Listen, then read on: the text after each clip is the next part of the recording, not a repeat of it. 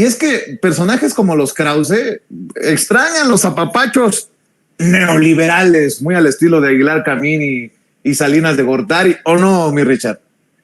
Sí, los extrañan de una manera desmesurada. Haga de cuenta que se les fue la novia a algún lugar o los dejó y están llorando por todos los rincones, pero llorando a moco tendido, y eso hace que se comporten como, pues, como unos enamorados resentidos, y es el caso de los Krause precisamente.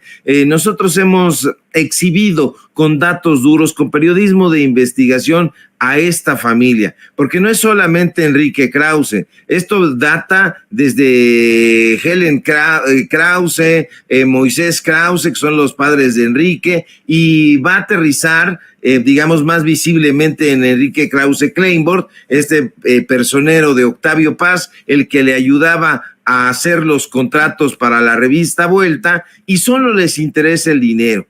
Enrique Krause, ahora que está dando la nota la Suprema Corte de Justicia, Norma Piña y todas las atrocidades que se están haciendo en el Poder Judicial, ha salido a defender con uñas y dientes este poder para nosotros sumamente corrupto, y se opone sistemáticamente a la reforma judicial.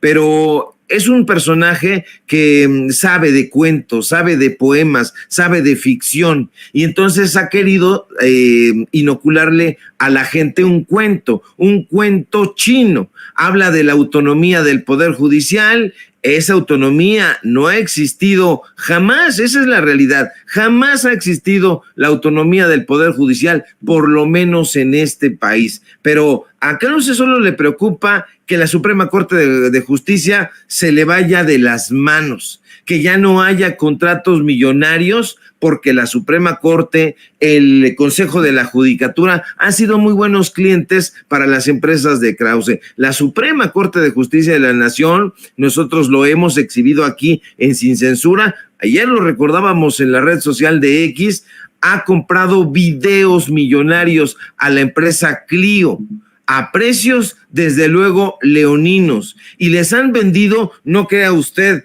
que documentales sobre la democracia, por lo menos la democracia entendida desde el punto de vista del pueblo, no, les han vendido pues una serie de documentales que tienen que ver con Porfirio Díaz.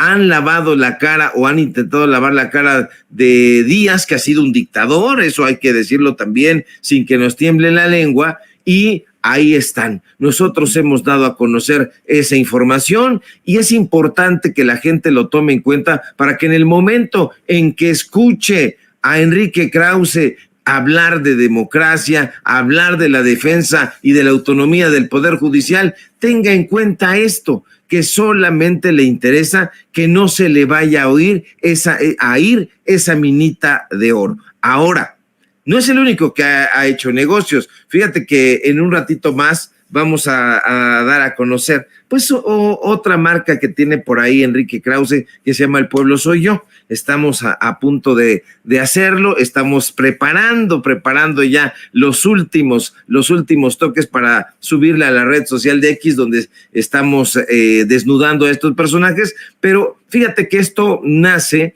de que ayer alguien, no quiero decir de qué área de Letras Libres porque los tienen ahí bien vigiladitos, pues nos buscaron, y ahí en esa revista, en esa empresa, nos dijeron que el hijo menor de Daniel Krause tuvo durante 10 años una empresa que vestía y calzaba a la farándula, más concretamente a la farándula de Televisa, y nos dicen también que el dinero, que el capital que se invirtió en esa empresa pertenecía a Enrique Krause, no a Daniel, el hijo menor de Enrique Krause. Daniel en ese momento tenía 24 años, no tenía lana, nos dicen nuestras fuentes que era un junior que soñaba ser escritor. Nosotros tuvimos la oportunidad en algún momento pues nos encontramos a Daniel Krause y se nos hacía muy extraño, Vicente Público Memorioso, muy pero muy extraño que un muchacho de 22 años, 23 años fuera tan próspero, que un muchacho que digo, en esa época a esa edad generalmente los jóvenes están estudiando, están terminando o por concluir alguna carrera. No, pues este señor ya tenía chofer y te decía, te damos un ride, nosotros aquí con mi chofer. Bueno, pues eso se debió a que Enrique Krause, usted lo sabe, siempre ha sido un empresario. Ha jugado con la cultura, la ha manoseado, pero en esencia es un empresario y ha tenido muchos contactos. No sabemos en qué momento y cómo le hizo, llegó a ser parte de la junta de directiva de Grupo Televisa, posteriormente fue accionista de Televisa, también estuvo participando en Grupo Santander. No sabemos cómo le hizo, pero se sabe perfectamente que es un personaje al que no le ha temblado la mano para hacer negocios a la sombra del poder político en anteriores gobiernos, por supuesto. Y entonces estos personajes pues han tenido las manos, las garras metidas ahí hasta los codos. Daniel, por cierto, terminó siendo el guionista de la serie Luis Miguel. No parece ser un escritor especialmente destacado, y nosotros buscamos en el Instituto Mexicano de la Propiedad Industrial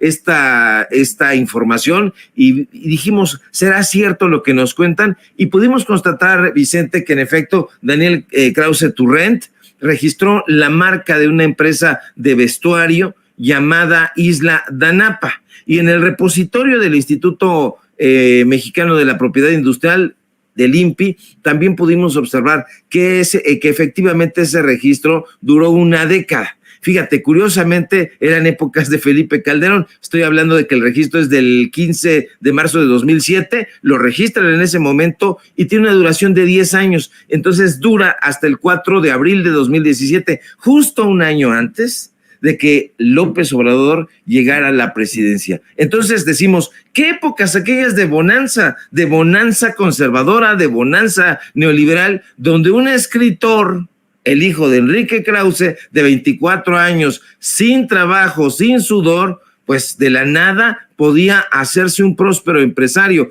Eso sí, eran apapachos y no tonterías. Por cierto, Vicente, que Daniel Krause en 2015 ganó el premio Letras Nuevas, que implementó la tienda Sambors, propiedad, usted lo sabe, de Carlos Slim, y el premio era para una primera novela de un escritor que no tuviera experiencia en nada, que fuera prácticamente pues un personaje emergente en la literatura. Y entonces el $1,000,000, ¿usted a quién cree que le correspondió?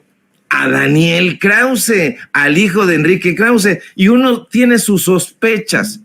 Somos suspicaces, Vicente, porque fíjate que el jurado estuvo integrado, entre otros personajes, por Ángeles Mastretta, la esposa de Héctor Aguilar Camín, y también por Francisco Martín Moreno, ese sujeto que pidió que se quemara vivos en el Zócalo a los morenistas, aludiendo a Torquemada. Entonces, esto es precisamente lo que extrañan, este tipo de apapachos, y esos son sus intelectuales, esos son los personajes que están detrás de esta narrativa.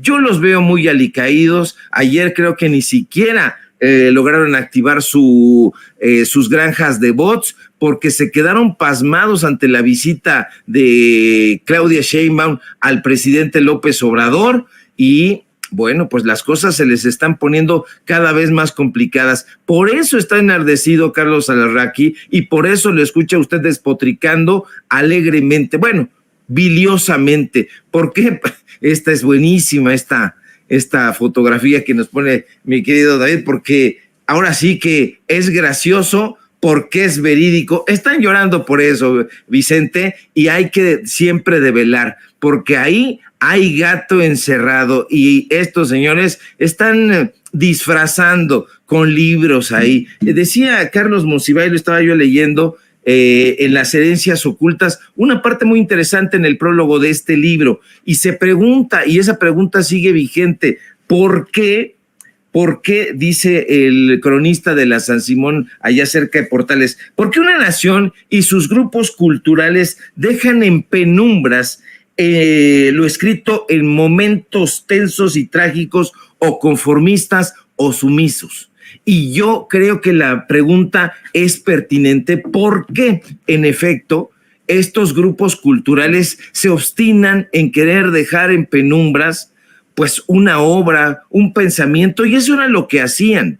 Créame usted que de no ser por las benditas redes sociales, por estos espacios, nosotros todavía estaríamos en el ostracismo. Y muchas personas, porque estos personajes se encargaron de dinamitar todo lo que tenía que ver con un pensamiento distinto. Decías tú, mi querido Vicente, estos personajes se citan entre ellos. Estábamos escuchando ahí a la señora Loaesa, ya sabe que son dos Loaesas, Guadalupe Loaesa y Soledad Loaesa, parientes desde luego, hermanas, si no me equivoco. Y entonces dice, como decía mi hermana, como decía mi primo, como dice mi cuate Enrique Krause, pues es que es solamente un cachondeo entre cuates, es solamente eso, y no han podido ni podrán entender la lección, Vicente, porque no han